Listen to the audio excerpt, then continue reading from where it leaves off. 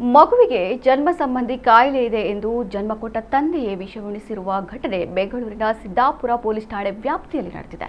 ಕೋಲಾರ ಜಿಲ್ಲೆಯ ಹೂತಾಂಡಹಳ್ಳಿ ನಿವಾಸಿ ಮುನಿಕೃಷ್ಣ ಎಂಬಾತ 2 ವರ್ಷದ ಮಗುವನ್ನ ಕೊಲ್ಲಲು ಪ್ರಯತ್ನಿಸಿದ್ದಾನೆ ಎಂದು ತಿಳಿದು ಬಂದಿದೆ. ಮುನಿಕೃಷ್ಣ ಮಗುವಿಗೆ ವಿಷ ಉಣಿಸಿದ ಬಳಿಕ ಬಾಯಿ ತೊಳೆಯುತ್ತಿದ್ದ. ಮಗುವಿನ ತಾಯಿ ಮತ್ತು ಅಜ್ಜಿ ಹೋಗಿ ನೋಡಿದಾಗ ವಿಚಾರ ತಿಳಿದು ಬಂದಿತು. ಡಿಸೆಂಬರ್ 23ರಂದು ಬೆಂಗಳೂರಿನ ಇಂದಿರಾ ಗಾಂಧಿ ಮಕ್ಕಳ ಆಸ್ಪತ್ರೆಗೆ ಮಗುವನ್ನ ದಾಖಲಿಸಲಾಗಿತ್ತು. ಬಳಿಕ ಮುನಿಕೃಷ್ಣನನ್ನ ವಿಚಾರಿಸಿದಾಗ ಮಗುವಿಗೆ ಜನ್ಮ ಸಂಬಂಧಿ ಕಾಯಿಲೆ ಇದೆ, ಖರ್ಚು ಮಾಡಲಿಕ್ಕೆ ಹಣವಿಲ್ಲ ಎಂದು ವಿಷ ಉಣಿಸಿದ್ದಾಗಿ ಒಪ್ಪಿಕೊಂಡಿದ್ದಾನೆ. ಈ ಸಂಬಂಧ ಸಿದ್ದಾಪುರ ಠಾಣೆಗೆ ಮಗುವಿನ ತಾಯಿ ದೂರು ನೀಡಿದ್ದಾಳೆ.